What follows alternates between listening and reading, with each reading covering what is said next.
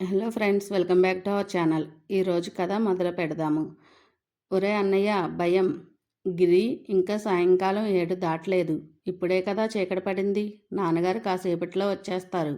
అంతవరకు కుదురుగా కూర్చో. భయమేసే ఆలోచనలేవి బుర్రలోకి రానియ్యకు. మాట్లాడకుండా కూర్చుంటే భయమేసే ఆలోచనలే వస్తున్నాయిరా. పోనీ వరల్డ్ బిల్డింగ్ ఆడుకుందాం. నేను దేవుడితో మొదలు పెడతాను. గాడ్, డాగ్, గోట్, ఇలా ఒక అరగంట ఆట ఆడేసరికి గిరికి వచ్చిన ఇంగ్లీష్ మాటలు అయిపోయాయి. అందుకని ఆట ఆపేశాం. భయం ఊరికే భయం అంటూ నన్ను కూడా భయపెట్టేయకు. పోనీ మరొక ఆట ఆడదాం. నేను తమాషాగా మాటల్లోని అక్షరాలను కలగాపులగం చేసి అంటాను.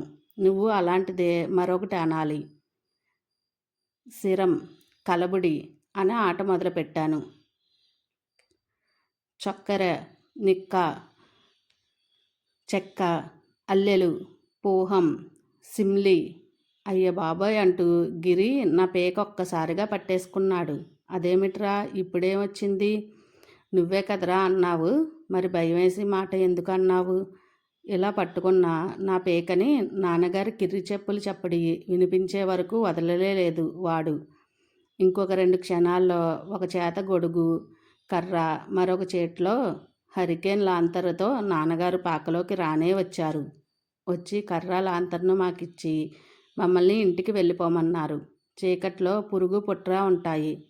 కర్రతో రోడ్డు మీద గట్టిగా కొడుతూ దీపం వెలుగు ఎక్కడ పడుతుందో అక్కడే అడుగు వేస్తూ జాగ్రత్తగా వెళ్ళండి. గిరి భయపడినట్లు నాన్నగారికి చెప్పలేదు. చెప్పుంటే ఓరి వెర్రి కక్కగట్ట అనుండేవారు. అది 1955 వేసంగిలో సంగతి. నాన్నగారు ఇల్లు కట్టిస్తున్నారు. ఇంటికి కావలసిన కలప, ఇటుక, గుణపాలు, పారలు మొదలైన సరంజామా అంతా స్థలంలోనే ఉన్నాయి. పగలు వేళ పనివాళ్ళు ఉంటారు గనక పర్వాలేదు. కానీ రాత్రి మాత్రం మనిషి కాపలా లేకపోతే సరుకులు మాయమైపోతాయి. కనుక నూతికి ఎదురుగా చిన్న ఒంటి దూలం పాక వేసి అందులో ఆ సామాన్లు పెట్టి దానికి రోజు కాపలాకని నాన్నగారు ఆ పాకలోనే ఒక మడత మంచం వేసుకుని పడుకునేవారు. సాయంకాలం 7ంటికి ఇంటికి వచ్చి భోజనం చేసి మళ్ళా 1 గంటలో తిరిగి వెళ్ళిపోయేవారు. ఆ గంటసేపు కాపలా పని ఇంట్లో పిల్లల మీద పడేది. ఇంటి దగ్గర ఉన్న మగపిల్లల్లో నేనే పెద్దవాడిని కనుక ఆ బాధ్యత తరచూ నా మీదే పడేది. నేనేమి చిన్నవాణ్ణి, చితకవాణ్ణి కాదు. అయినా సరే నాకు కూడా దయ్యాల తోటకి ఎదురుగా ఉన్న ఆ స్థలంలో ఒంటరిగా కూర్చుండడం బెదురుగానే ఉంటుంది. ఈ భయానికి కారణం లేకపోలేదు. నేను అప్పటికే కాకినాడ ఇంజనీరింగ్ కాలేజీలో చేరి 1 ఏడాది అయ్యింది. హాస్టల్లో ఉండేవాడిని. హాస్టల్ అంటే వాల్తేరులో సధర్మ సదనం లాంటి భవనం కాదు. బ్రిటిష్ వాళ్ళు ఉన్న రోజుల్లోనే యుద్ధంలో దెబ్బలు తగిలిన సైనికులకు వాడిన హాస్పిటల్ వార్డులు. అక్కడ ఉన్న మామిడి తోటని నరికి మధ్యలో తేర్పు చేసి అక్కడ తాత్కాలికంగా కట్టడానికి 8 గదులు చొప్పున 8 కట్టడాలు పొడవుగా గుర్రాల సాలలా కట్టారు.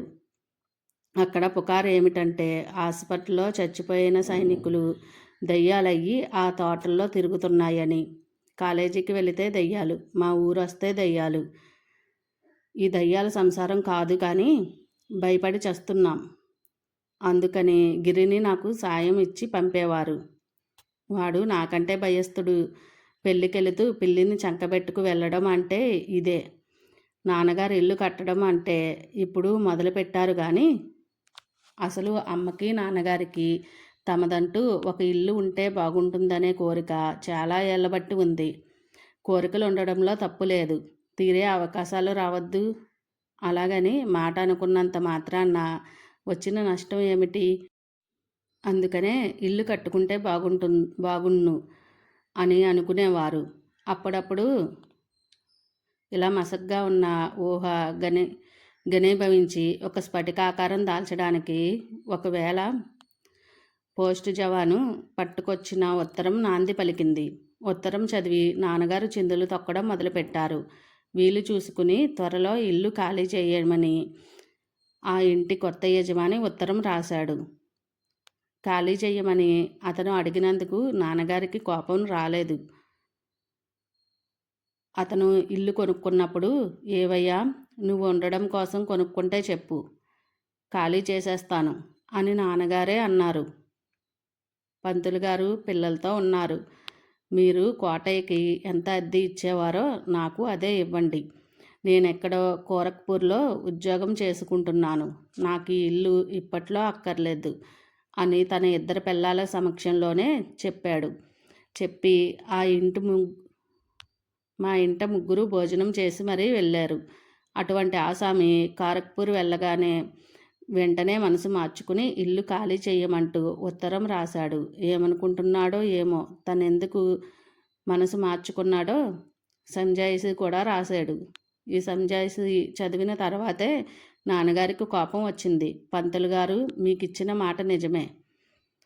మీరు ఆ ఇంట్లో గత 15 సంవత్సరాల బట్టి ఉంటున్నారు కాబట్టి ఇల్లు మీదే అని మీరు అనే ప్రమాదం ఉందని అక్కడ మీ ఇరుగు పొరుగు వాళ్ళు నాకు పిరికి మందు పోశారు. అందుకనే మిమ్మల్ని ఖాళీ చెయ్యమని అడుగుతున్నాను అంటూ మర్మం లేకుండా మనసులో మాటే రాశాడు. ఆ ఇల్లు అధర్మంగా కొట్టేద్దామన్న ఊహ నాన్నగారికి ఏ కోసానా లేదు. నిప్పులాంటి తనని రైలు ఇంజిన్లో ఫైర్మ్యాన్గా పనిచేసే ఒక అనామకుడు అనుమానిస్తాడా? అది నాన్నగారి కోపానికి కారణం. ఈ విధవ పని ఆ కొవ్వూరు వెంకటప్పయ్యే చేసుంటాడని ఒకరు, లేదు షరాయి మాస్టారు చేసుంటాడని మరొకరు పట్టేదారి మొదలు పెట్టారు. చెప్పుడు మాటలు ఎవరు చెప్పొచ్చారో మనకి తెలియదు. తెలియనప్పుడు మరొకరిని మాట అనడం ఏమీ భావ్యం? అమ్మన్నగారు అంటూ ఇంట్లో పెట్టిన ఇంగోచారు పట్టుకుపోయేది ఒక్కతే. పంతులు గారు అంటూ అవసరం అయినప్పుడల్లా ఇంటి పంచన వేలాడి హోమియోపతి మందులు పట్టుకెళ్ళేది మరొకరు. వీళ్ళైనా వెనక్కి తిరగగానే చెప్పుడు మాటలు చెప్పేది. చెప్పుడు మాటలు చెప్పినవాడిది కాదు తప్పు, విన్నవాడిది. అందుకుని నాన్నగారికి ఇంటి ఓనర్ మీదే కోపం వచ్చింది. అదే ఊపులో ఇరుగు పొరుగు వాళ్ళందరి మీద విరక్తి పుట్టింది. ఆ కోపంతో వచ్చిన ఉత్తర క్షణం ఇల్లు ఖాళీ చేయడానికి ఉద్యమించారు. అనుకున్నంతలో అద్దె ఇల్లు ఎక్కడ దొరుకుతాయి? ఆఖరికి పక్క వీధిలో మాస్టారు ఇంటికి ఎదురుగా ఉన్న ఇంద్రగంటి రత్తమ్మ గారింట్లో ముందు భాగం ఖాళీగా ఉందని తెలిసి అమ్మతో చెప్పకుండా 1 నెల అద్దె భయానాగా ఇచ్చి చక్కా వచ్చారు. చెరువు మీద అలిగి నీలాంటివాడే ముడ్డు కడుక్కోవడం మానేశాడట. అలా ఉంది నువ్వు చేసిన యవ్వారం అని మా అమ్మ నాన్నగారిని మందలించింది. ఆ రత్తమ్మ పరమ గయ్యాలి. గోడ మీద మేకు కొడితే తన గుండెల మీద కొట్టినట్లు ఉందని ఆ ఇంట్లో ఇంతకు పూర్వం అద్దెకు ఉన్న వాళ్ళని తరిమి తగలేసింది. మన ఇంటి నిండా ఇంటుడి పిల్లలు. గంటల పంచాంగం వేలాడి తీసుకునేందుకైనా గోడకు మేకు కొట్టాలి కదరా. ఇహ ఇంట్లో ఆడపిల్లలు ఉన్న తర్వాత కాటుకు వేళ్ళకి అద్దం పక్కన గోడకి రాసి తుడుచుకుంటారు. ఒక పూత ఎల్లవేయిస్తే పోయేదానికి బదులు అకస్మాత్తుగా ఇల్లు ఖాళీ చేసి పొమ్మంటే మళ్ళా ఎక్కడికి పోతానురా. ఆ రత్తమ్మ చండశాసనురాలు. ఏడాది క్రితం మొగుడు చనిపోయినప్పుడు శవాన్ని సావిట్లో పడుకోబెట్టి అటకెక్కి ఆస్తులకు సంబంధించిన రాతకోతల కాగితాలన్నీ కొంగులో దోపుకుని అటక దిగొచ్చి అప్పుడు గొల్లు మందట. మనని బతకనిస్తుందా అంటూ చిన్నక్క తనకి తెలిసిన మసాలాల్ని తాను అందించింది. నోరు మంచిదైతే ఊరు మంచిదవుతుందనే తత్వం అమ్మది. రత్తమ్మ గారితో వరుస కలిపింది. ఆవిడి కొడుకుని కోడల్ని మచ్చిక చేసుకుంది. అయినా సరే రత్తమ్మ గారు మా ఇంట్లో పిల్లలు చేసే రొద కిట్టలేదని కోడలా అని వరుసలు కలుపుతూనే ఇల్లు ఖాళీ చేసేయమన్నారు. సంవత్సరం తిరగకుండా మళ్ళీ మా పాత ఇల్లు ఉన్న వీధిలోనే అనకాపల్లి మాస్టర్ ఇంట్లోకి మారాం. ఆ ఇంట్లో సదుపాయం తక్కువ. వాస్తు కోసమైనా మరెందుకో కానీ వీధి గుమ్మంలో గేటు పక్కనే పాయకానా కట్టారు. దాని పక్కనే నూతికెదురుగా ప్రహారీ గోడని ఆనుకుని నేలమట్టంలో దింపిన పంచపాలియే వంటగది. మిగిలిన ఇల్లంతా 10 మెట్లు ఎగువ. పప్పు కావాలన్నా ఉప్పు కావాలన్నా కొండెక్కినట్లే. ఈ మెట్లన్నీ ఎక్కవలసిందే. పెద్దవాళ్ళందరికీ కీళ్ళ నొప్పులో వాతపు నొప్పులో ఉండబట్టి ఈ ఎగుడు దిగుడు ఇబ్బందే పెట్టింది. మరే విధంగా చూసినా ఇల్లు వాసయోగంగా లేదనే చెప్పాలి. కనుక మళ్ళా ఇల్లు మారాల్సి వచ్చింది. ఆ సందర్భంలో ప్రసాదరావు మామయ్య గారు, రామం అత్తయ్య ఊర్లో అద్దెకిచ్చిన వారిల్లు ఒకసారి చూసి పోదామని వచ్చి మమ్మల్ని పలకరించడానికి వచ్చారు. ప్రసాదరావు మామయ్య గారికి అమ్మన్న నాన్నగారన్న మంచి భక్తి. ఆయన చదువుకునే రోజుల్లోనే ఆయన జాతకం చూసి, ప్రసాదరావు నువ్వు మెజిస్ట్రేట్ ఉద్యోగం చేస్తావు అని చెప్పారట. ఇప్పుడు ఆయన పెద్దాపురంలో ఆర్డీఓగా పనిచేస్తున్నారు. అందుకని ఆయనకి నాన్నగారంటే అపరిమితమైన గురి. రామం అత్తయ్యకి అమ్మ దేవతే. ఇంటిని అద్దెకి ఇచ్చేసి పెద్దాపురం వెళ్ళిపోయినా తుని వచ్చినప్పుడల్లా మమ్మల్ని పలకరించకుండా వెళ్ళేవారు కాదు. మా పరిస్థితి చూసి ఎవరో పరాయి వాళ్ళు ఉండే కంటే మేముంటే బాగుంటుందని మమ్మల్ని వారింట ఉండమని అడిగారు. సొంత ఇల్లే అనుకుని ఉండండి, మీరు ఇల్లు కట్టుకునే వరకు ఇల్లు ఖాళీ చెయ్యమని అనం అని హామీ ఇచ్చారు. కనుక నేను స్కూల్ ఫైనల్ పూర్తి చేసి ఇంటర్లో చేరేసరికి మేము ప్రసాదరావు మావయ్య గారి ఇంట్లోకి మారాం. ఆ ఇంట్లో ఉన్న రోజులలో అమ్మ చిట్టన్నయ్యతో అనేది, చిట్టుపంతులు ఇలా పిల్లల్ని మార్చినట్లు సంసారాన్ని ఎన్నిసార్లు మార్చడం. మీ నాన్నగారు రిటైర్ అయ్యే రోజులు వచ్చాయి. ఆయన ప్రావిడెంట్ ఫండ్ పెట్టి చిన్న స్థలం కొనుక్కుని మనదంటూ ఒక ఇల్లు, కనీసం ఒక పాక ఉంటే బాగుంటుందిరా అబ్బాయి అంటూ చిట్టన్నయ్య ప్రోద్బలంతో నాన్నగారు స్థలం కోసం వెతకడం మొదలుపెట్టారు. తునిలో మేముండే కొత్తపేట ఊరికి ఓ చివర ఉంది. కందిచేను నరికి రోడ్డు వేసి కట్టగా వెలిసిన శివారు. బజార్లో బయలుదేరి పోలీస్ స్టేషన్ ఇవి దాటిన తర్వాత సురవరం రోడ్డు వెంబడి లక్ష్మీదేవి చెరువు వైపు వస్తూ ఉంటే ముందుగా సెయింట్ జార్జ్ కోట తగులుతుంది. ముక్కు మూసుకుని 10 అడుగులు జోరుగా వేసి ముందుకు వస్తే ఎడంపక్క రాజుగారి తోట. దీనినే ఏనుగు తోట అనేవారు. ఈ తోటలో ఒక మూల రాజుగారి ఏనుగు ఉండేది. అక్కడ కొంపు భరించలేకో మరే ఏమో దరిద్రం వల్ల కానీ ఆ ఏనుగుకి పిచ్చెక్కింది.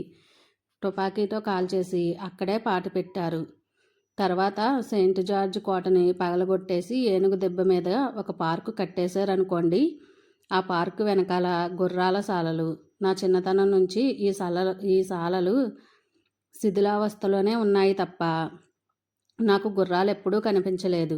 ఈ ఏనుగు దెబ్బ, గుర్రాల సాలలు మొదలుకొని ఇటు సురవరం రోడ్డు వెంబడి ఒక 6 మైలు పైగా విస్తరించే ఉండేది రాజుగారి తోట. నేను 8వ తరగతి చదివే రోజుల్లోనే కూడా ఆ తోటలో అపురూపమైన రకరకాల ఫలవృక్షాలు ఉండేవి. దక్షత లేక క్రమేపీ పాడైపోయింది. ఈ తోటకి ఎదురుగా సురవరం రోడ్డుకి కుడివైపున శ్రీ రాజా ఉన్నత పాఠశాల వారి బంతుల బీడు ఓ 20 ఎకరాలు ఉంటుంది. ఆ బీడు పక్కనే రాణి సుభద్రమ్మయ్య వారి పేర కట్టించిన హాస్పిటల్ చిన్నదే అయినా ప్రాంగణం పెద్దది. 30 ఎకరాల పైగానే ఉంటుందేమో. అది దాటాకు వస్తే దయ్యాల తోట. దాని తర్వాతే కొత్తపేట మొదలవుతుంది. ఈ కొత్తపేటలో మేము ఉండేవాళ్ళం. బజారుకి వెళ్ళాలన్నా, రైల్వే స్టేషన్కి వెళ్ళాలన్నా, ఊర్లో మరెక్కడికి వెళ్ళాలన్నా ఈ పేట దాటి, ఆ దయ్యాల తోట దాటి, బంతుల బీడు గేటు దాటి వెళ్ళేవాళ్ళం. నిజానికి ఈ దయ్యాల తోట ఒక మామిడి తోట. కుర్రకంకులు తోటలో చొరబడి కాయలు కోసేయకుండా ఆ మామిడి చెట్టు మీద దయ్యాలు ఉన్నాయని ఒక వదంతి పుట్టించారేమో అని ఈ మధ్య నాకు ఒక అనుమానం పుట్టుకొచ్చింది. కానీ అప్పట్లో మాత్రం నేను కూడా ఆ చెట్టు మీద దయ్యాలున్నాయని నమ్మిన వాడినే. నమ్మక చస్తానా. హాస్పిటల్ ప్రాంగణంలోనే శవాలను కోసే గది ఉండేది. ఆ శవాలకి సంబంధించిన దయ్యాలే హాస్పిటల్ గేటు ముందున్న తాటి చెట్టు మీద ఒకటి, ఆ పక్కనున్న మామిడి తోటలో మరికొన్ని ఉండేవని తెలుసున్నట్లు ఎందుకు చెప్తున్నానంటే, దేవరకొండ వెంకటేశ్వర్లు స్వయంగా చెప్పాడు కనుక. వాడికి ఎలా తెలుసంటారా? వాడు ఒక రాత్రి సైకిల్ వేసుకుని ఆ దారి వెంబడి వెళుతూ ఉంటే ఆ సైకిల్ వెనక సీటు మీద వచ్చి కూర్చుందట ఒక దయ్యం. వాడు ఇలా వర్ణించి చెబుతూ ఉంటే నమ్మకుండా ఎలా ఉండను? అయినా లాయర్ గారి మేనల్లుడిని కనుక వాడిని కొంచెం క్రాస్ ప్రశ్నలు చేశాను. నువ్వు దయ్యాన్ని నీ కళ్ళతో చూసావా? కోతలే కోస్తున్నావా? నా కళ్ళతో చూడలేదు. వెనక్కి తిరిగి చూడడానికి భయం వేసింది. చూడకపోతే దయ్యం సైకిల్ ఎక్కిందని ఎలా తెలిసింది? వెనకాల సీట్లో ఏదో ఎక్కింది. ఆ బరువుకి హ్యాండిల్ బారు ఇటూ అటూ విసిరేయడం మొదలుపెట్టింది. ఏదో ఏమిటి నా బొంద? ఎవరో ఎక్కి ఉంటారు. అది ఎవరో అయితే నేను తొక్కుతున్న కొద్దీ ఎందుకు ఎక్కువ బరువు అవుతుంది? కనుక అది ఖచ్చితంగా దయ్యమే. దయ్యాలకి పాదాలు వెనక్కి తిరిగి ఉంటాయని, అవి మనం వెంట పడ్డప్పుడు మనం వెనక్కి తిరిగి చూస్తే వెంటనే మటమాయం అయిపోతాయని, దేవగణంలో పుట్టిన వాళ్ళకి దయ్యాలు అసలు కనిపించవని, ఇలా చలామణి అవుతూ ఉన్న రకరకాల సిద్ధాంతాలతో పాటు దేవరకొండడు పైన చెప్పిన సమాధానంతో మరొక కొత్త సిద్ధాంతం లేవదీస్తున్నట్లన్నమాట. సైకిల్ ఎక్కిన దయ్యాలు క్రమేపీ బరువెక్కుతాయని. నీతో ఎంత దూరం వచ్చిందేమిటి?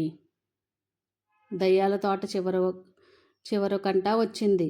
తర్వాత దిగిపోయింది. దిగి ఎక్కడికి వెళ్ళిందంటావు? మళ్ళా మామిడి తోటలోకే వెళ్ళిపోయి ఉంటుంది. కనుక చీకటి పడ్డ తర్వాత మాకు అటువైపు వెళ్ళడానికి భయం వేసేది.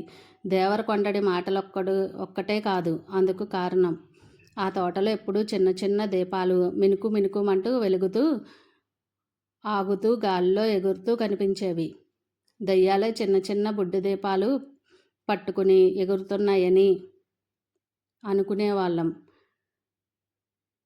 పైపెచ్చు చీకటి పడే సమయానికి అవి వంటలు వండుకుంటాయేమో కాబోలు. ఎప్పుడూ బంగాళదుంపల వంటకాల గుమగుమల వాసనలు వచ్చేవి. హాస్పిటల్ పక్కన ఉన్న మామిడి తోటలోనే దయ్యాలు ఉండేవి. ఆ ఎదురుగా ఉన్న ఏనుగు తోటలో దయ్యాలు ఉండేవి కాదు. అక్కడ వెదురు పొదల్లో పాములు ఉండేవి. 1952 నాటికి రాజుగారు వెదురు పొదలతో పాటు తోటంతా నరికించేసి రోడ్డు వేయించి ఇల్లు స్థలాలుగా అమ్మకానికి పెట్టారు. రిజిస్ట్రేషన్ చేయించుకునేటప్పుడు ఇటు అమ్మేవాళ్ళు అటు కొనేవాళ్ళు కూడా నాన్నగారి సలహా కోసం వచ్చేవారు. కనుక ఊళ్ళో ఎక్కడెక్కడ ఏ స్థలాలు ఉన్నాయో, ఎక్కడెక్కడ ధరలు ఎలా పలుకుతున్నాయో ఈ వివరాలన్నీ నాన్నగారికి బాగా తెలిసినవే. ఏనుగు తోటలో స్థలాలు వేడివేడి పకోడీలా అమ్ముడైపోయాయి. కానీ హాస్పిటల్కి ఎదురుగా ఉన్న వీధిలో మంగలి మాన్యపు స్థలాలు గబీమని అమ్ముడుపోలేదు. అక్కడ గజం 2 రూపాయలు పలుకుతుంది అప్పట్లో. అందులో 1000 గజాల స్థలం రిజిస్ట్రేషన్ విషయాల్లో సహాయం చేసినందుకు గాను రూపాయన్నర చొప్పున బేరం కుదుర్చుకున్నారు. తనకి వచ్చిన 2000 ప్రావిడెంట్ ఫండ్లోనూ 1500 పెట్టి ఆ స్థలం కొనేశారు. ఆ స్థలంలో ఒక తోట వేసి ఆ తోట మధ్యలో అప్పారావు డాక్టర్ గారి ఇల్లు మాదిరి ఒక ఇల్లు ఉంటే బాగుంటుందని అమ్మ చిట్టన్నయ్య ఏవేవో పథకాలు వేస్తున్నారు. స్థలం మధ్యలో మంచి మేడ, చుట్టూ ప్రహరీ గోడ మీద నుండి బయటకు బోగస్ విల్లయ మొక్కలు, వీధి వాకిట్లో పూల మొక్కలు, క్రోటాన్లు, బోదెలు, మామిడి చెట్లు, ఇలా ఏదో పెద్ద పథకమే అమ్మ బుర్రలో ఉంది. స్థలం కొనేశారు కానీ నన్ను కాకినాడలో చదివిస్తూ ఇల్లు కట్టడానికి నాన్నగారికి దమ్ములు చాలలేదు. చేతిలో చిల్లి గవ్వలేదు. విధవ డబ్బు అదే వస్తుంది. అంతకే అవసరమైతే తన ఒంటి మీద బంగారం అమ్మేస్తానంటూ అలవాటుగా అమ్మ మెడ తడుముకుంది. అప్పటికి కానీ అమ్మకి గుర్తు రాలేదు. కూతురి పెళ్ళికి కాసుల పేరు, కొడుకుల చదువులకి 8 పేటల చంద్రహారాలు వెళ్ళిపోయాయని. ఈ సందర్భంలో దాసుమావయ్య గారు, ఈయన నాన్నగారి స్నేహ బృందంలో ఒక సలహా ఇచ్చారు. మా ఊర్లో సలహాలు ఇచ్చేవాళ్ళు చాలామందే ఉండేవారు. అది కూడా డబ్బులు పుచ్చుకోకుండా ఫ్రీగా ఇచ్చేవారు. 1000 గజాలు ఏమిటి చేసుకుంటారండి? 500 గజాలు అమ్మేసి ఆ డబ్బుతో మిగిలిన జాగాలో ఒక పాక వేసుకుని ఉండండి. మీదంటూ ఒక ఇల్లు ఉన్న తర్వాత అందులో మీరు కళ్ళే తాగారో గంజే తాగారో ఎవరు చూడొచ్చారు? దస్తావేజు మీద సిరా ఇంకా ఆరకుండానే స్థలాన్ని 2 ముక్కలు చేసి ఒక ముక్కని అమ్మేయడానికి అమ్మ ఇష్టపడలేదు. చిట్టన్నయ్య ససేమేరా అన్నాడు. చేతిలో చిల్లిగవ్వ లేకుండా ఇల్లెలా కడతావోయ్? కాలేజీ చదువులు చదివేవి కానీ లంచం పుచ్చుకోవడం చేత కాలేదు నీకు. మేడ కడుతావా? ఇల్లు కట్టి చూడు, పెళ్లి చేసి చూడు అన్నారు అంటూ దాసుమావయ్య గారు అన్నయ్య మీద ఒక వెటకారపు విసిరేసి, అమ్మ నేను అప్పో సప్పో చేసి ఎలాగో డబ్బు పట్టుకొస్తాను. అంతవరకు దాసుమావయ్య గారు మాట వినేసి, తొందరపడి ఏమీ చెయ్యకండి అని పదే పదే చెప్పి అన్నయ్య తన ఉద్యోగపు ఊరు వెళ్ళిపోయాడు. అన్నయ్య ఎక్కిన రైలు బండి ఔటర్ సిగ్నల్ దాటే వరకు ఆగి దాసుమావయ్య గారు నాన్నగారి మీద పనికి ఉపక్రమించారు. మీ వాడికి ఆవేశం తప్ప అనుభవం లేదు. కరువు కాలం, సిమెంట్ దొరకడం లేదు, కలప దొరకడం లేదు. మీ వాడికి రైల్వేలో ఉద్యోగమా ఏమన్నానా?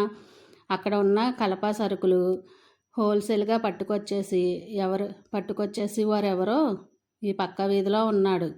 వాడపల్లి వారి అల్లుడు రైల్వేలో గార్డుగా పనిచేస్తున్నాడు అని అక్కడ ఉన్న నన్ను సంబోధిస్తూ మేడ కట్టేయడానికి పునాదులేసి డబ్బు లేక 10 ఏళ్ల పాటు వదిలేశారు ఆ దేవరకొండవారు.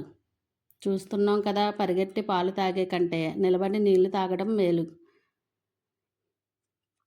మీరు అందుకని వాటికి అరుచు చాచి తోగలేరు. నా మాట వినండి అంటూ అక్కడ ఉన్న నాన్నగారిని ఉద్దేశిస్తూ కొంచెం ఘాటుగానే ఉపన్యాసం ఇచ్చారు. అప్పట్లో నా దగ్గర తంతే దమ్మిడీ లేదు కనుక ఇంటి విషయంలో నాకు ఓటు హక్కు లేదని నాకు తెలుసు. ఆయనకి తెలుసు. కుర్రాడినని నన్ను పూర్తిగా కొట్టి పారేయడానికి వీలు లేదు. ఎందుకంటే మా ఊర్లో మొదటివాడిగా నాకు ఇంజనీరింగ్ కాలేజీలో సీటు వచ్చింది. ఆయనేమో బట్టల కొట్లో గుమస్తా. అందుకని నన్ను మాటల్లో కలపనట్టుగా మాట వరుసకు కలిపారు. ఇలా తర్జన భర్జనలు జరుగుతున్న తరుణంలో కరెక్కుడిలో అలగప్ప చెట్టియార్ కాలేజీలో సివిల్ ఇంజనీర్ వెలగబడుతున్న శాస్త్రిబావ సెలవులకని చోడవరం వెళుతూ దారిలో అమ్మని చూసిపోదామని తునిలో దిగాడు. చోడవరం వెళితే ఏమిరా పరీక్షలు ఎలా రాసావురా అని పెద్ద మామయ్య గారు అడుగుతారు. తునిలో అలాంటి ప్రశ్నలు ఏవి అత్తయ్య ఇబ్బంది పెట్టదు. తునిలో దిగడానికి అది ఒక కారణమే. అత్తయ్య ఇల్లు కట్టుకుంటుందంటే వాడికి మాత్రం సరదా కాదు. వసారాలో ఉన్న ఉయ్యాల బల్లని డ్రాయింగ్ బోర్డులా వాడేసి వాడు 2 రోజుల్లో ఒక ప్లాన్ గీసేసి, అత్తయ్య ఇక ఇంటి ప్లాన్ గీయించడానికి నువ్వేమీ ఖర్చు పెట్టక్కర్లేదు, ఇదిగో మన కొత్త ఇల్లు అంటూ డ్రాయింగ్ కాగితం చుట్టని అమ్మ ముందు పరిచి ఏవేవో చెప్తున్నాడు. తన అన్న కొడుకు ఇంత ప్రయోజకుడైనందుకు అమ్మ ఎంతగానో సంతోషించింది. నాకు ఐన్స్టీన్ అంటే ఎంత గౌరవమో అమ్మకి వాళ్ళ అన్నయ్య అంటే అంతే ఇది. ఆ అన్నయ్య కొడుకు వీడు. ఇన్ని క్వాలిఫికేషన్లు ఉండడంతో చిట్టన్నయ్య ఇంటికి వచ్చే వరకు వాడు అమ్మకి కన్సల్టెంట్గా చలామణి అయిపోయాడు. ఏమిరా శాస్త్రి, దీనికి కాస్ట్ ఎస్టిమేషన్ వేసేవా? ఇంటికొచ్చిన చిట్టన్నయ్య అడిగాడు. లేదు బావా, ఇక్కడ నల్లరేగడ మట్టి. పునాదుల దగ్గర కక్కురుత్తి పడితే ఇల్లు కట్టిన మర్నాడే గోడలు బీటలు వేసేస్తాయి. ఏది పునాదులు ఎలా డిజైన్ చేసావో చూపించు. పునాదుల గురించి ఇంకా ఆలోచించలేదు బావా. పోనీలే, ఎలివేషన్ ఏది, రూమ్ ఏది, ఆ 2 వేసి పట్రా చూద్దాం. 2 గంటల తర్వాత వాడు బిక్కముఖం పెట్టుకుని వచ్చాడు. డాబా వేసేద్దాం. రూపు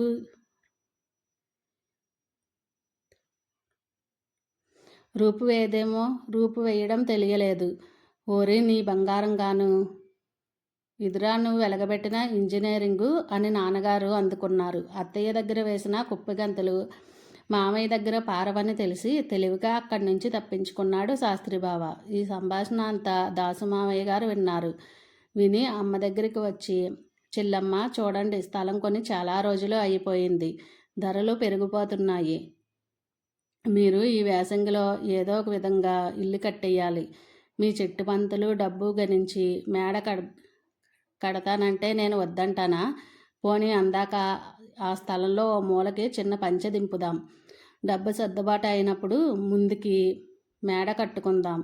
చిట్టుపంతులకి శాస్త్రికి ఈ పని అప్పచెపితే వాళ్ళు గాలిలో అలా మేడలు కడుతూనే ఉంటారు. వేడిగా ఉన్న ఇనుప కడ్డీ మీద సెమిటతో దెబ్బ వేసినట్లు ఏమీ పాలుపోని స్థితిలో అమ్మకి నాన్నగారికి దాసుమామయ్య గారి బోధ నచ్చింది.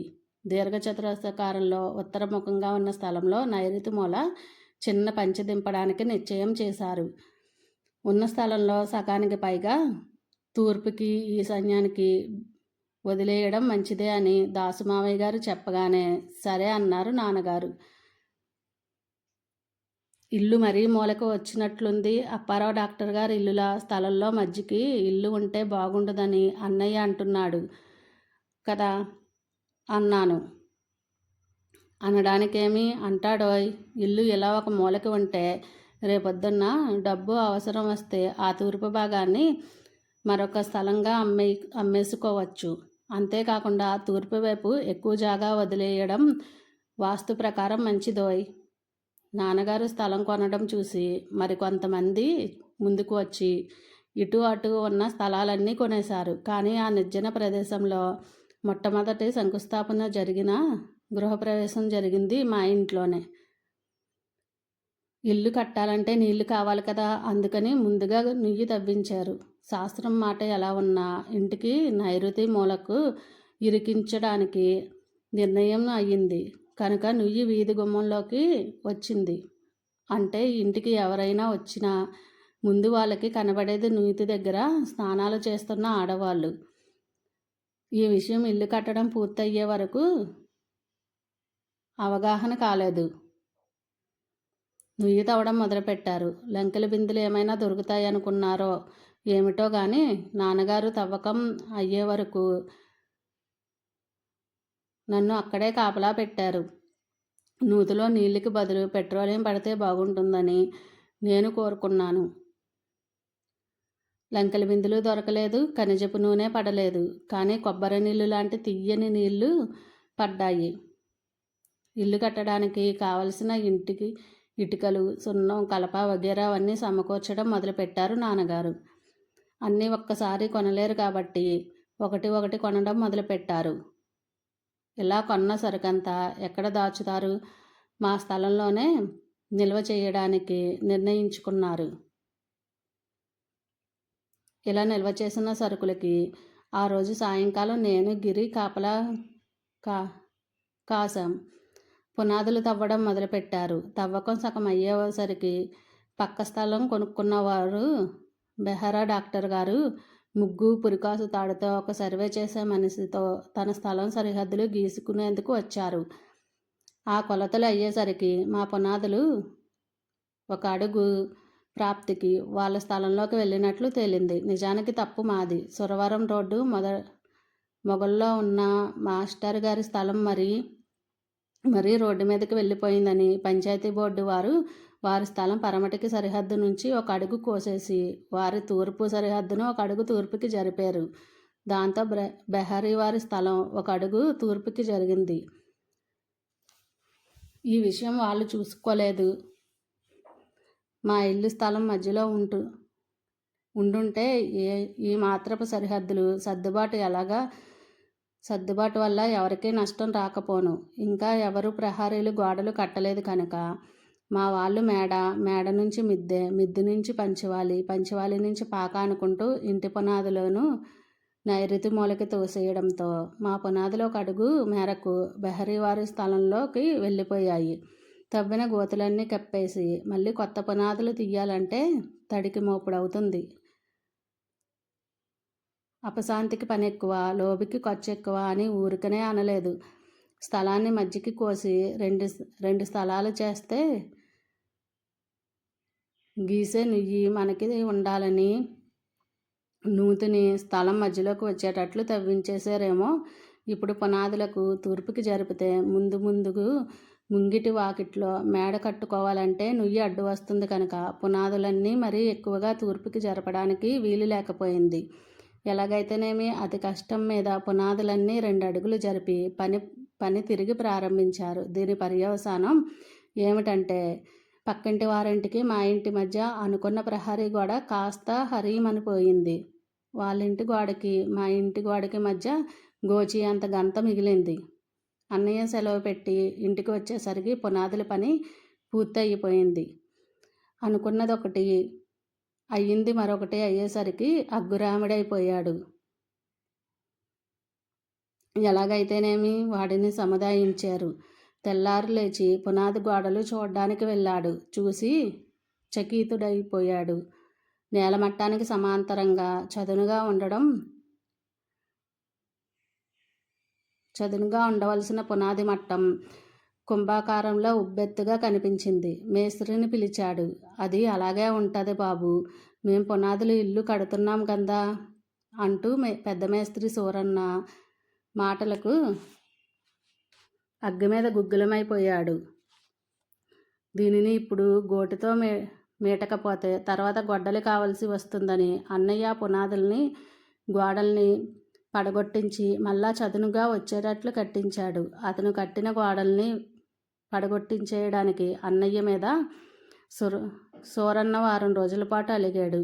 ఏమైతేనేం గోడలు లేచేయాలకి పెద్ద బావ 2 తాటి చెట్లు కొట్టించి పట్టుకొచ్చాడు. అప్పలనాయుడు వాటిని అతి చాకచక్యంతో దూలాలుగాను వాసాలుగాను కోసి ఇంటికి కప్పు వేశాడు. ఇంట్లో చల్లగా ఉంటుందని ముందు బిళ్ళ పెంకు వేసి దానిమీద బంగ్లా పెంకు అమర్చి కప్పుకి ఇలా కప్పారో లేదో అలా గృహప్రవేశం అన్నారు. ఇంకా గోడలకి గిలాబీలు అవ్వలేదు. గదుల్లోని నేలకి ఇంకా గచ్చు పడలేదు. ఇల్లు పూర్తయ్యే వరకు ఆగడం వాస్తుకి మంచిది కాదన్నారు. గృహప్రవేశానికి నేను కాకినాడ నుంచి ఇంటికి వచ్చేసరికి వాకిట్లోనూ ఇంట్లోనూ అంతా బురద. ఇంట్లో అడుగుపెట్టి చూద్దును కదా, సొంత ఇంటి కోసం కలలు కని కలవరించిన అమ్మ గృహప్రవేశం అడవిలో పందిట్లో ఎక్కడో ఉంది, కనబడలేదు. రిటైర్ అయిన తర్వాతనైనా ఇల్లు కట్టుకోగలిగానని నాన్నగారు కనిపించలేదు.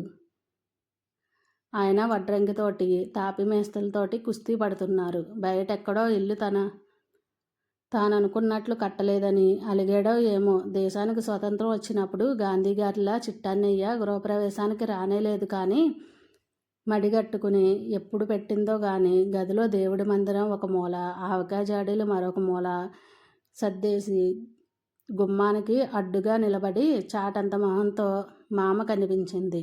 నన్ను చూడగానే నా వరాల తండ్రి, నా ధనాల కప్పే, 7 కొండలవాడ వచ్చావా నాయనా, ఈ రోజు కోసం 60 ఏళ్ల బట్టి ఎదురు చూస్తున్నానురా. నేను మామ దగ్గరికి వెళ్ళబోయాను. ముట్టుకోకు, ఇంకా మడే పలహారం చేసిన తర్వాత నీకు గిరికి తోట చిన్నాడికి పులి కరిచిన కథ చెప్తాను అంది. వాడు పులి అంటే భయపడుతున్నాడు. పోనీ పిడత కథ చెప్పు. ఆ వేళ మామ పిడత కథ చెబుతూ ఉంటే నేను గిరి ఊకొడుతూ పూర్తిగా వినకుండానే మొదటిసారిగా మా ఇంట్లో నిద్రపోయాం.